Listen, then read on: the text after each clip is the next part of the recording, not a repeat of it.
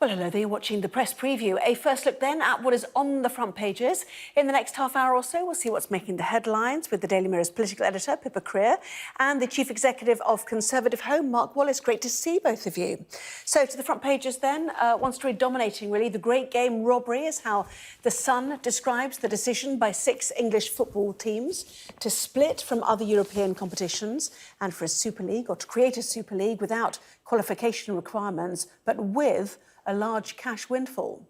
Financial Times picking up on that very point, suggesting participating teams, if I can say it, could be given a welcome bonus of more than £250 million. According to the Metro, the Duke of Cambridge, who is president of the FA, has expressed his objection to the proposed move. Royal reservations, also the top line for the Daily Telegraph. Likewise, the Daily Mail, the headline, William cries foul on League of Greed. The Guardian reporting the government is also unhappy and has vowed to do whatever it takes to stop the plan. Perhaps echoing the sentiments of Liverpool fans, the Eye declares you'll never go it alone. Well, more papers to come in. We will bring you them as we see them. Pippa Crerar and Mark Wallace with their thoughts. Mark, should we kick off with The Sun then? The great game robbery, greed used elsewhere as well. There's been huge amounts of criticism about this plan.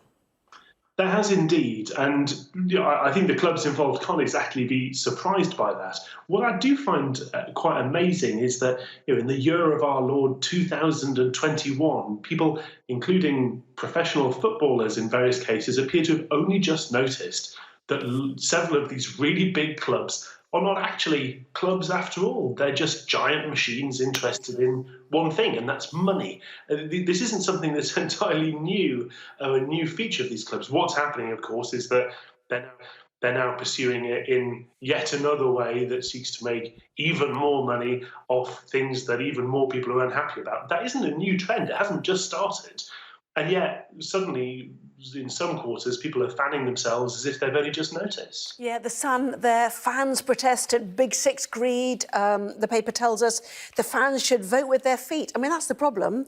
The stadiums are empty, and that's why some of these clubs are finding they're very short of cash. Is it any surprise, therefore, Pippa, that they look elsewhere to generate some revenue?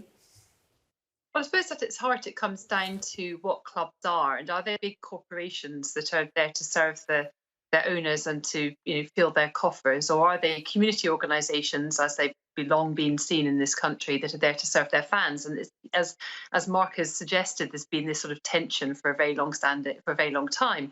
It's not really anything new, but inevitably, coronavirus has meant that one of the biggest ways that clubs have of sort of raking in the cash, having bums on seats in the stadiums, hasn't been available to them. And of course, let's not forget that has affected the smaller clubs and the less, the ones that aren't owned by the billionaires, so basically the ones that are not involved in the Super League plan, the most. And some of them have had some support from the government, but many are struggling financially. And this won't make things any easier potentially if they sort of creaming off, if you like, the big clubs and potentially putting at risk the sort of money that they can manage to raise the smaller clubs from playing as part of the Premier League and television rights and so on. All of that's at risk. So, many are in a dire financial situation, yes, but the bigger clubs are probably more able to withstand it than some of the others. Yes, I mean, the implications are enormous for vast breadths of this sport, are they not, Mark? The Premier League, Champions League, UEFA, whose boss today called them the Dirty Dozen, absolutely furious. The FA and the guys, as we can see in the Daily Mail and other papers, of Prince William, crying foul, they say, on this League of Greed. Him joining in, like the government too, against this. Yes, I think it's probably fair to say if you were to have a bingo card of things you don't want to have happen to you, it's the heir to the throne publicly denouncing what you've chosen to try to do with your football club. So that's definitely a bit of a low from their point of view. What you were just saying about fans is, of course, absolutely crucial to this. I'm not particularly convinced that this is happening because of a crisis brought on by COVID.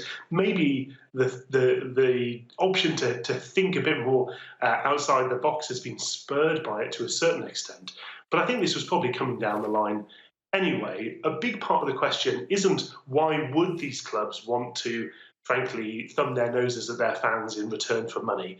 It's why do they think they can do it and get away with it? And the answer to that is, unfortunately, that that's exactly what they've been doing for decades. And the question, therefore, is your response to it buy a season ticket next season, buy the strip, go to the pub when the match is on and your pub licensee's paying the fee to air it? If you do all those things, even after this, then you're not disapproving of what they're doing. You're continuing to pay them money. If you really disapprove and disagree of what they're doing, stop doing those things and they might have to listen. But do you understand the temptation of this kind of American model where there's no relegation, which means you get guaranteed revenue. And that means you can, first of all, plan. But secondly, if you've got guaranteed revenue, your company or your business is more valuable. So there's the temptation for this. And the idea that Asian markets want to see the best teams in the world playing each other all the time, that's another big temptation, isn't it? Let's move to The Guardian, Pippa. Number 10 speaking out, both the Culture Secretary and the Prime Minister. What can they do about it? That's the question, isn't it now? Well, Oliver Dowden's announced an immediate fan-led review, which is going to be into the governance of English football, which is going to be headed by Tracy Crouch, the sort of very well-respected across the board Tory MP and former sports minister. She's a big football fan herself. This is something that the government had promised in the 2019 manifesto, but of course, the reform of football governance has been on the cards for a very long time and very little has happened up until this point. But the anger with which this decision has been, or proposal has been greeted has really feels that they're going to have to now act. And Oliver Dowden in the Commons today was making it quite clear that pretty much everything is on the table. That, for example, they could take legal action, the government could take legal action to stop the formation of what he described as a cartel-like league. Foreign clubs could be banned from coming to the UK to play games. There could even be a windfall tax on English clubs that decide they want to take part. And then one which I think is particularly interesting is the idea of fan ownership of clubs. Now, if you look at the German system, they have this 50% plus one rule, which is that fans have to own, the members have to own 50% of a club, plus they get one extra share. So they basically have a sort of deciding vote, if you like. And it's notable that none of the big German clubs are yet signed up to the Super League proposal. And it makes you think that potentially if the government's holding a fan-led review, does that mean at some point we're going to have more power back in the hands of fans and community groups, as opposed to the billionaire owners? It would definitely be one to watch. Yes, I mean, it's hard to completely revoke their business models, I suppose. And certainly Alan Sugar, former chair of Tottenham Hotspur, was saying that the absence of the German clubs makes this whole prospect much less attractive, in fact. Sky, obviously, a big impact for any company that broadcasts TV rights to this, has put out a statement on the Super League saying in the last 24 hours, Sky Sports has passionately articulated the views of football fans on the importance of preserving and sustaining the whole football pyramid, and then going on to say we have not been involved in any discussions with the proposed breakaway European Super League, because this rips up all sorts of things, doesn't it, if this goes ahead. To the Eye now, you'll never go it alone. What is the implication of this, that there's a chance this won't go ahead? What do you read into this article, Mark? Well, that's partly about this, grand alliance of people who've been speaking out about it, from Prince William and the FA through to UEFA, obviously major representatives of fans, other people in the industry, and particularly, of course, clubs who haven't been invited, also having their say.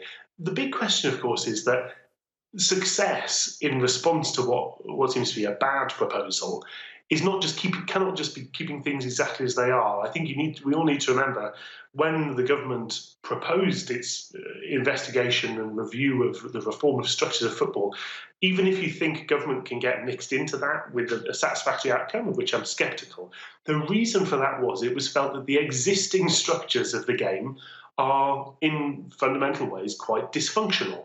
So if this proposal ends up accidentally leading to a great big push to keep things exactly as they are and have been running for decades, that in itself would be quite a big failure. I think probably the best ray of hope on that is that Tracy Crouch, as you mentioned, isn't just a big football fan. She's someone with a great deal of hands-on experience of grassroots football. She's an FA accredited coach. She runs a club, runs and coaches a team in her own constituency. And she is not somebody who suffers fools or nonsense lightly. So I think she's probably the best hope of getting some kind of fresh thinking and honest, straight talking on the topic. Yes, well, we've been waiting to hear from either the big six here or the 12 who are the basis of this idea.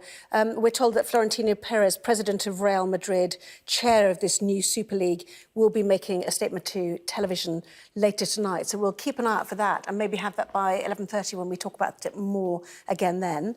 More, though, for now in this programme, some welcome news on the COVID front, the number of deaths continuing its downward trend. Discussing that after this. Well, welcome back. You're watching the press preview with me now, Pippa Crerar and Mark Wallace. Welcome back to both of you. Let's talk COVID, shall we, Pippa? Starting with the news on India. They took their time over this, didn't they? Yes, absolutely. I mean, Boris Johnson has only just finally now announced that he's not going to India on his trip. It's planned for this weekend. I was supposed to be one of those going with him. Miraculously, just moments later, the decision was made that India should go on the red list of banned countries for basically means that any arrivals from India other than UK and Irish citizens aren't allowed, and those and British citizens have to go into hotel quarantine. Now, I think I think many people feel it's a case of the horse is already bolted. We had Matt Hancock in the Commons today talking about the number of cases which have been imported. The vast majority of them have been imported of this new Indian variant. We don't know yet whether it's a variant of concern, but obviously it's one that scientists are keeping their eye on. And then also there's obviously the concern that this measure doesn't come in until 4 a.m. on Friday, which means that there'll be dozens more flights arriving directly and indirectly from India in the meantime. Obviously, India is undergoing a massive second wave. Hospitals are overwhelmed. I think there's only 100 critical care beds left available for a population of 20 million people in New Delhi. It's a really miserable situation there. So the decision to cancel the trip seems to be the right one, just probably too late. Yes, fingers crossed, certainly, that India manages to get it under control. As you say, it does look frightening. But the Daily Telegraph talking about the situation here, not a fan of lockdown, reminding the Prime Minister that he wanted data, not dates, with 4 deaths reported, although I see cases have risen to nearly 3,000 in one 24-hour period, Mark. Yes, but of course this underscores the reason why vaccination has been so important, which is that even if people who happen to have been vaccinated do suffer from COVID, they get a case of COVID, their chance of severe illness and death is dramatically reduced. And that, of course, again, underscores just what Pippa was saying about how important it is that we protect that progress, we protect the gains we have been able to make from the threats of, for example, new variants.